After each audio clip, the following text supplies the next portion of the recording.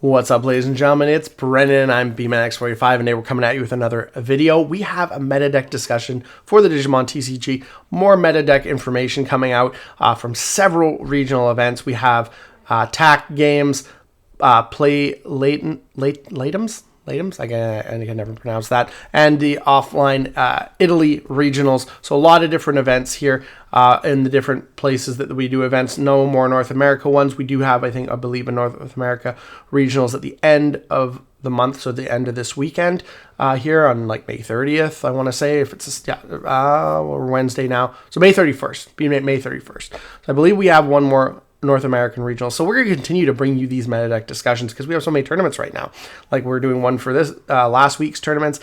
Today we'll probably do one for the North America one, next time, just to see how things are changing up, if different things are coming in there in certain metas. And then we're probably going to do one early June because I have at least two regionals, online regionals in June. So we'll see how that changes things up. Of course, we have one, I think both of them are before EX9 becomes legal.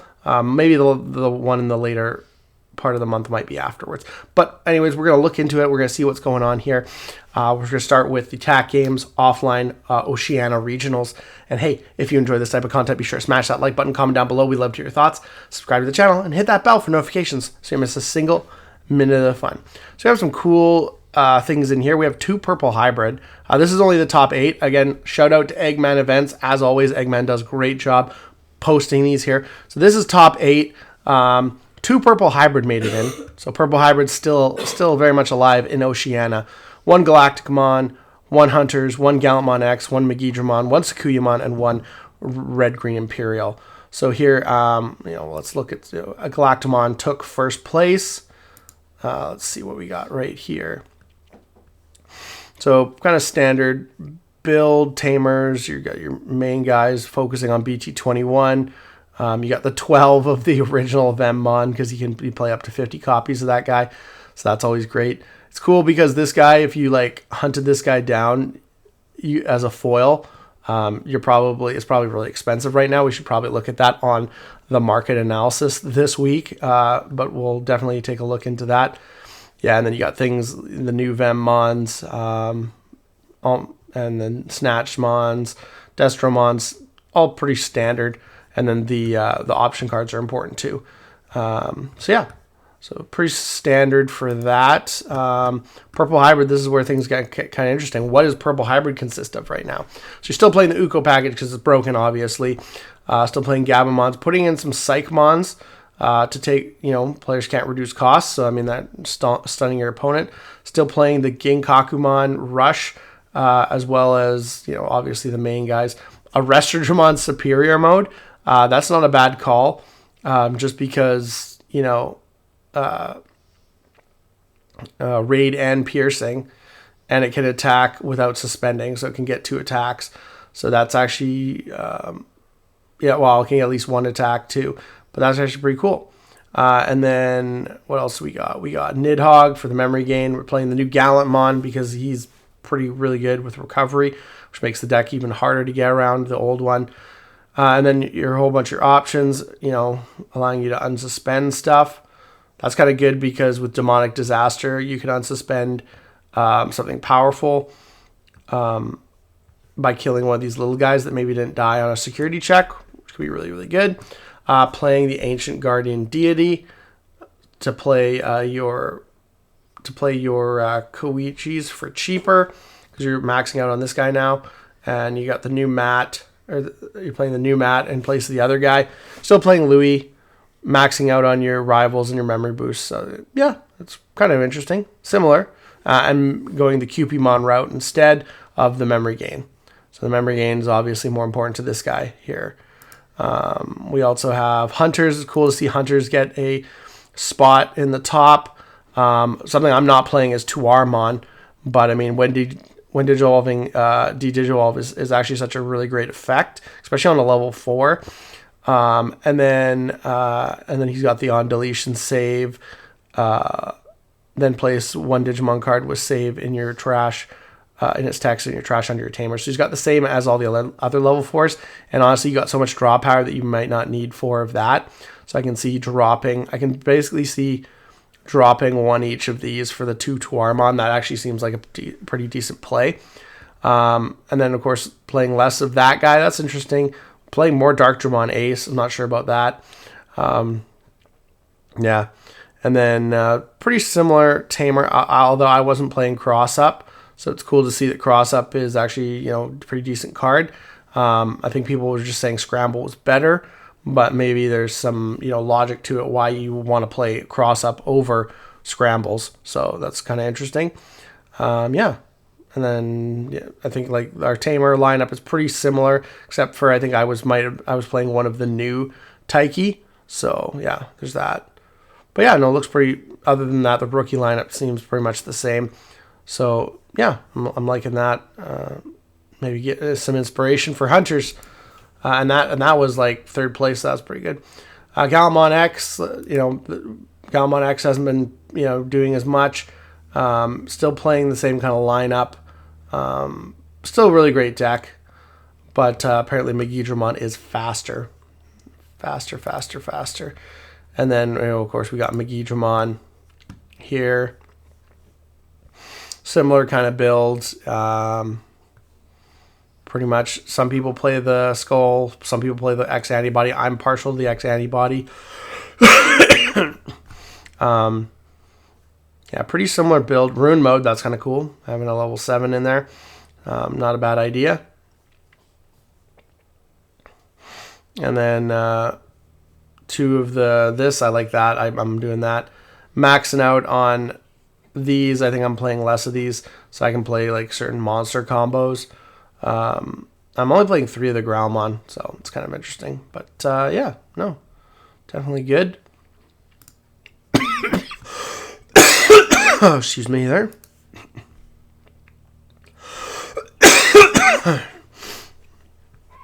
All right, and then the Sakuyamon running, again, no Kyubimons.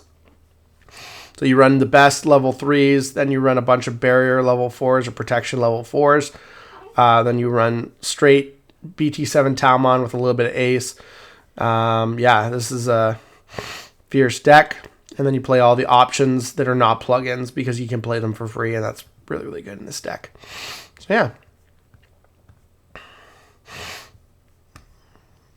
So that's kind of similar there too.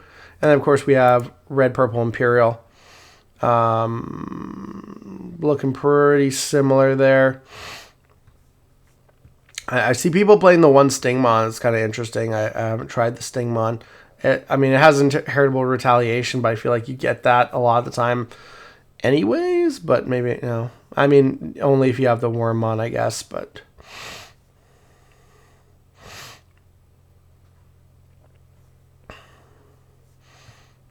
But yeah, pretty much similar stuff. I like seeing people running like multiple mist and multiple memory boosts. That's kind of an interesting play.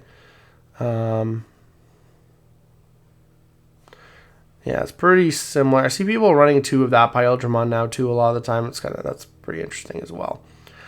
But yeah, that's that. And then so that's the TAC. If we go over to play Latin America, the Chile regionals, you got some other stuff. You got 4 Megidramon again. Sakuyamon X, 3 Sakuyamon X. This is top 16. 2 Royal Knights, 2 Hero, 1 blue green Imperial, 1 Dextor Gormon, 1 Dominimon, 1 Galmon X, 1 purple hybrid.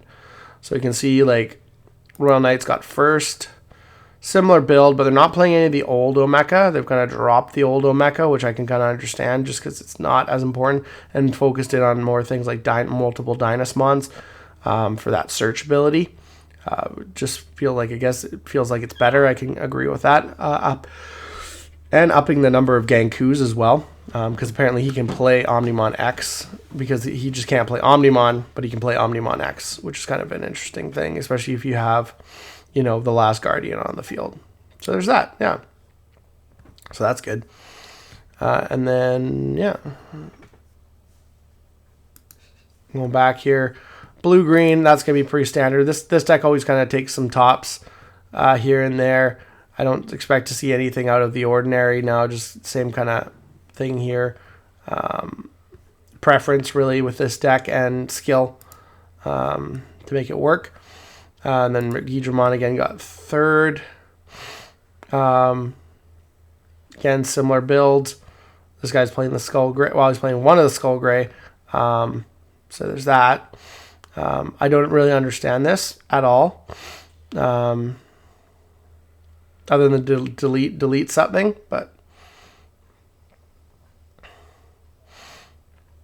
And then, yeah, this one guy's playing Great Memory Boost. That's kind of cool. I mean, Purple Memory Boost is better because it reveals top 4. But yeah. But hey, he did very well. So I mean, hey, Sakuya X could be similar. Let's look at the hero deck because we haven't seen the hero deck in action. Oh wow, this is running like other Digimon. Like it's running like stuff from all the other hero variants. Like you got Vmon there.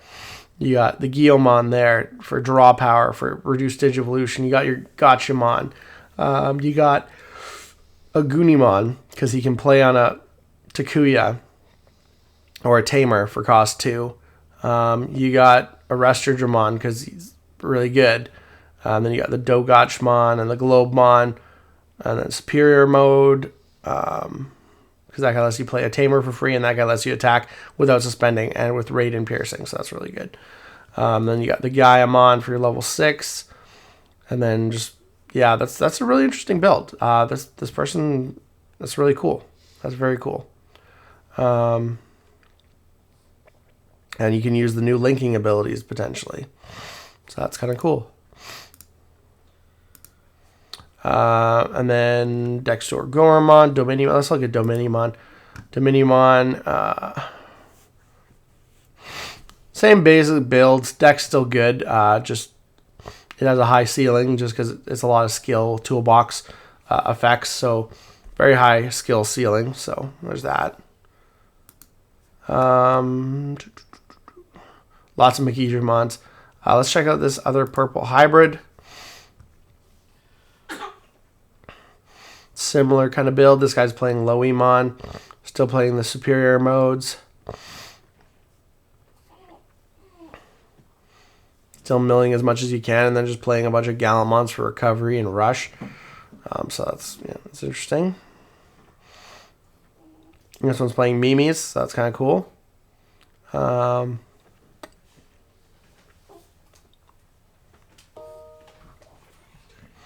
Yeah, lots of cool stuff.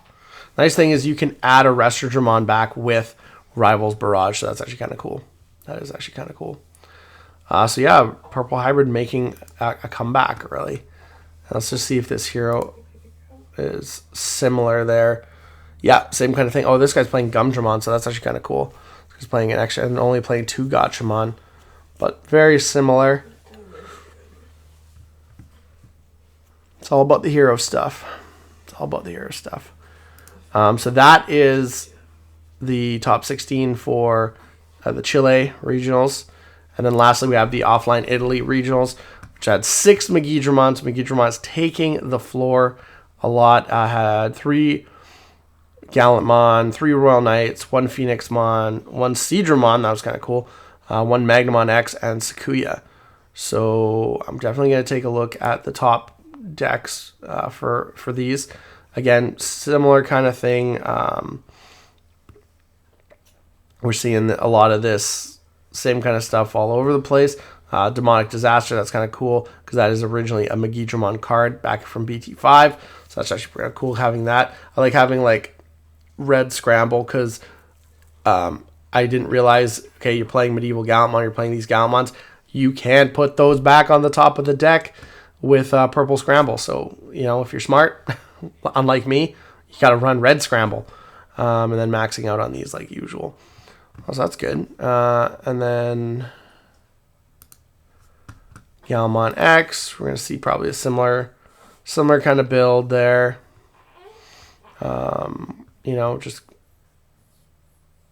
Very similar kind of build. Although he's only running 3 of the Raid Tocado, nothing else. So maxing out on the monster combos. Phoenixmon, that's kind of cool. It's basically just Megidramon with a Phoenixmon engine and a little bit of Garudamon. That's kind of funny and cool, boys. That's kind of nutty. That is kind of nutty. And then you max out on like these Digivolutions, and you get all the extra memory from. Oh wow, that's kind of nuts. That's an interesting way to do things. That is an interesting deck. Royal Knights. Again, same kind of thing. This guy's actually playing the other Omekamon and playing the new Galmon. I haven't seen them playing the new Gallant as much. But very similar builds. Other decks do we want? Oh, Magnamon. We finally got Magnamon deck. Yeah, maxing out on the new Vmon. A little bit of the Searcher because you also got the new... oh, he's not playing the new Digi-Armor Digivolve. Are you kidding me? What? That's just not cool. And then Reduced Digivolution, maxing out on that. One Flame Dramon, maxing out on that. No Lydramon. Surprised to see no Lydramon. Medieval Gallants, Omnimons, Chessmon GX. Max it out on all those Royal Knight Ace cards. And then Paladin mode, like holy crap. He's got 5 level 7s. I mean, they all play for 9. Well, these ones play for 9, but 5 level 7s to 4 Magnamon X's. Blinding Ray, Hammer Spark, X-Antibody for 2, which I don't necessarily understand. I mean, I guess if you don't have the armor for him, I don't really get that. And then, I guess because you can Digivolve when attacking into the Magna. And then Genai's House. Yeah. Giving you plus 3,000. Oh, if you're level 3 or higher Digimon, get plus 3,000. That's not bad. And then Wisteria, maxing out on search potential. And then Takumi Aiba, that's an interesting one, BT5.